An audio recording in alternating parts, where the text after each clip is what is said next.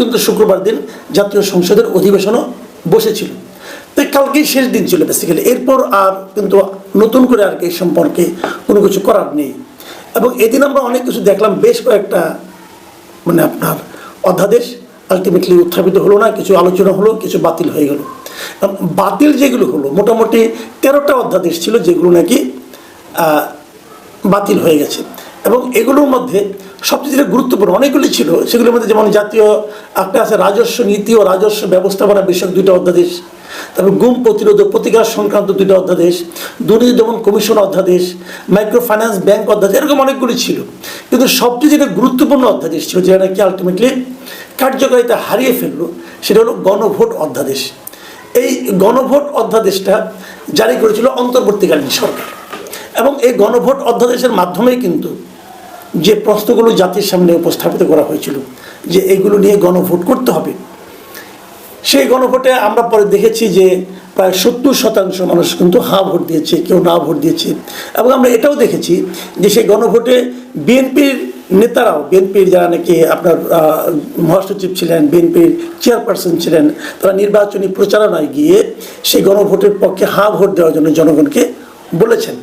কিন্তু যখন এই অধ্যাদেশটা জুলাই সনদ বাস্তবায়ন আদেশের যে অধ্যাদেশ, যেটার মধ্যে গণভোট করার কথা বলা হয়েছে, যখন সেই অধ্যাদেশটাকে বৈধতা দেওয়ার প্রশ্ন উঠল জাতীয় সংসদে, তখন বিএনপি বলল যে এই আদেশটাই অবৈধ, তার মানে গণভোটটাই অবৈধ। আদেশটাই বলা হয়েছিল যে এর মাধ্যমে সংবিধান সংস্কারের জন্য রাষ্ট্রপতি একটা আদেশ দিয়েছিল। বিএনপির বক্তব্য হলো যে যখন নাকি সংসদ না থাকবে তখন রাষ্ট্রপতি অবশ্যই কিছু অধ্যাদেশ জারি করতে পারেন, কিন্তু তিনি সংবিধান সংশোধনের জন্য কোনো আদেশ দিতে পারেন না। এখন বিএনপির এই বক্তব্য কিন্তু আপনি ভুল বলতে পারবেন না। আমি নিজেও যখন গণভোট প্রথম দেওয়া হয়, গণভোটের কথা বলা হলো, আমি তখন থেকেই কিন্তু বলছি যে গণভোটের জন্য এইভাবে অধ্যাদেশ জারি করা যায় না। আমি একদম শুরুর দিন থেকেই বলে আসছি যে এভাবে অধ্যাদেশ গণভোটের জন্য জারি করা যায় না। কিন্তু তারপর অন্তর্বর্তীকালীন সরকার, ডক্টর আলী রিয়াজের উনি বিখ্যাত একজন প্রতিভাবান ব্যক্তি, আইন বিশেষজ্ঞ, কী করেছেন আল্লাহ জানে, এবং তার সঙ্গে ডক্টর ইউনূস, এরা সবাই মিলে গণভোট অধ্যাদেশটা জারি করেছেন এবং সেটাকে বাস্তবায়ন করার চেষ্টা করেছেন। এর জন্য অনেক টাকা ব্যয় করেছেন। কত টাকা ব্যয় করেছেন নিশ্চয়ই আপনাদের খেয়াল আছে।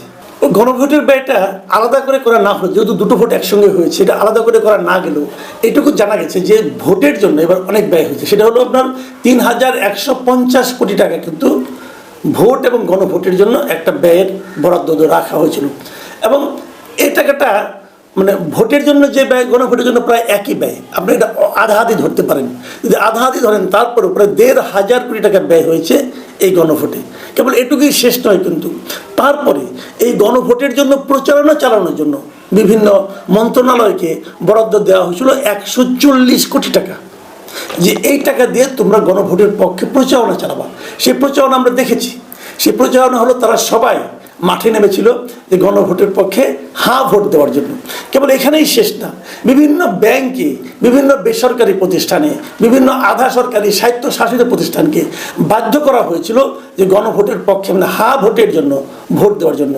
পরবর্তী সময় দেখা গেছে যে এই কোনো সরকারি কর্মকর্তা হা অথবা না ভোটের জন্য কোনো ভোটের কোথায় ভোট দিতে হবে এই সংক্রান্ত কোনো প্রচারণা চালাতে পারবেন না। যদি পারেন সেটা হবে, যদি সেটা করেন তাহলে সেটা হবে দণ্ডনীয় অপরাধ। তাহলে আমরা কী পেলাম যে একটা অন্যায় কাজ করার জন্য সরকার প্রায় 200 কোটি টাকার মতো ব্যয় করেছে, আর ওদিকে একটা অবৈধ কাজ করার জন্য যে জিনিসটা নাকি বৈধই না সেটা করার জন্য প্রায় 1500 কোটি টাকা ব্যয় করেছে। কে করেছে? ইউনূস সরকার করেছে। করাটা কি ঠিক ছিল? তার হচ্ছে বড় কথা, এটা করাটা কি প্রয়োজন ছিল? এখন তো সেটা মানা হচ্ছে না। তারা যেটা করেছে, বিএনপি স্পষ্টতই বলেছে যে আমরা জুলাই সনদ বাস্তবায়ন করব, কিন্তু গণভোটে যেভাবে বলা হয়েছে সেভাবে আমরা করব না, আমরা আমাদের মতো করে করব। অনেকে বলছেন তাহলে 70% ভোট যে গণভোটে দিল, তাহলে এই জনগণের এই রায়ের কি কোনো মূল্য নাই?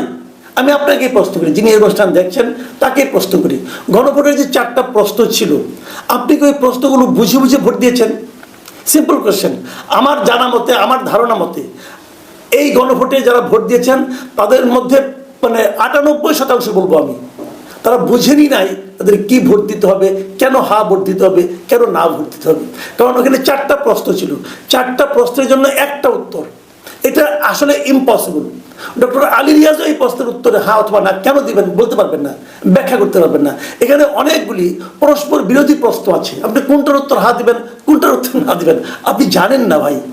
তো এরকম একটা কনফিউজিং জিনিস আমাদের উপর চাপিয়ে দেওয়া হয়েছে। এখন যারা বলছেন, মনে করেন জামাত ইসলাম বলছেন, এনসিপি বলছেন যে জনরায় বাস্তবায়ন করতে হবে, কেন গণভোট বাস্তবায়ন করা হবে না, এর মাধ্যমে বিএনপি গাদ্দারি করতেছে। এর মধ্যে আবার দেখলাম যে নাহিদ ইসলাম উনি বিএনপিকে রাবণের সঙ্গে তুলনা করছেন। তারপরে আবার দেখলাম যে ঢাকা বিশ্ববিদ্যালয়ের 3 জন স্টুডেন্ট এর মধ্যে আমরণ অনশনের কর্মসূচি ঘোষণা করেছেন যে গণভোটের রায় বাস্তবায়ন করতে হবে। বাট কোশ্চেনটা হলো গণভোটের রায়টা কি? গণভোটের রায়টা হলো জুলাই সনদ বাস্তবায়ন করা, এবং জুলাই সনদ বিএনপি বলছে আমরা বাস্তবায়ন করব, কিন্তু জুলাই সনদ বিএনপি কীভাবে বাস্তবায়ন করবেন সেটা নিয়েও কিন্তু একটা বিস্তর প্রবলেম আছে, বিস্তর একটা সমস্যা আছে। কারণ বিএনপি যেগুলোতে নোট অফ ডিসেন্ট দিয়েছিল, বিএনপি কি সেগুলিকে বাস্তবায়ন করবে না।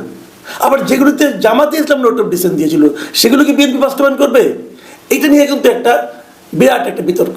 তো এখন এটাকে কীভাবে আপনি সমাধান করবেন?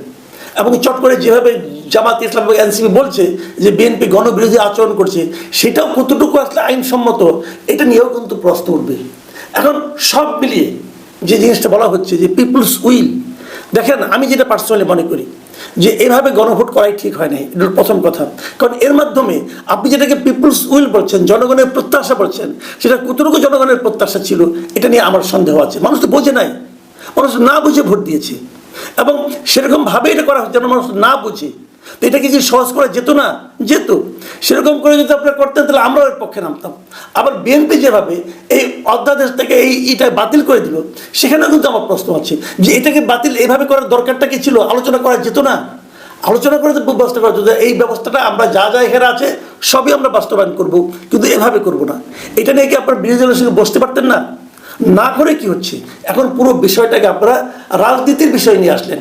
ভাই এটা নিয়ে তো আমরা রাজনীতি চাই না, আমরা এমন একটা সংস্কার চাই যে সংস্কারের মাধ্যমে আমরা আরেকটা স্বৈরাচারী শাসন যেন না কায়েম হয় সেদিকে যেতে পারি।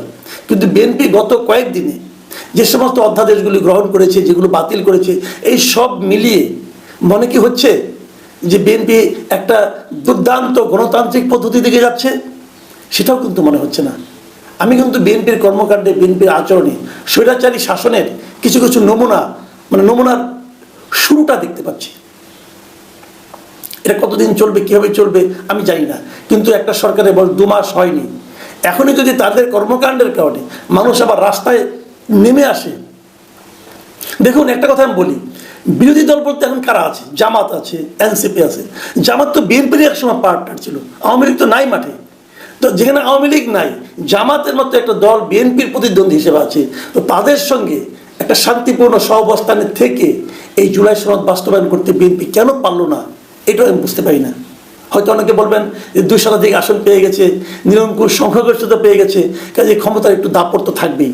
হ্যাঁ, সেটা অবশ্য কথা ঠিক, কিছুটা ক্ষমতার দাপট অবশ্যই থাকবে, কিন্তু সেই ক্ষমতার দাপট একটা জনপ্রিয় সরকারকেও কোথায় নিয়ে যায়, কোথায় নামিয়ে নিয়ে যায়, সেটা তো আমরা খুব বেশি দিন আগে না, অল্প কিছুদিন আগেও দেখেছি। কাজেই ইতিহাস থেকে সবাই আশা করি শিক্ষা নেবেন, যদিও কেউ নেয় না বলে আমরা ইতিহাসেই দেখি। প্রিয় দর্শক, এখন এই পর্যন্তই। আল্লাহ হাফেজ।